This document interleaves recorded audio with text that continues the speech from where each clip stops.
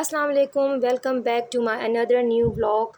आज तो बच्चों ने नाश्ता ही नहीं किया। उनका दिल था कि आज बस हम बिरयानी ही खाएंगे, तो आज आप समझे नाश्ता भी और दोपहर का खाना हमारा बिरयानी ही था। बहुत मज़े की बनी। बस आज तबीयत सही नहीं थी, सारा दिन रेस्ट किया। फिर सोचा चलें आज फ़्रिज की डीप क्लीनिंग कर लेते हैं। आज बहुत अच्छे तरीके से इसकी मैंने सफाई की। पानी की बोतल्स भर के मैंने फ्रीज़र में रखी। मेरे 2 फ्रिज हैं, ये वाला एक फ़्रिज मैंने साफ़ किया, कल दूसरा वाला फ़्रिज साफ़ करूँगी, उसके भी मैं आपको डिटेल वीडियो दिखाऊँगी।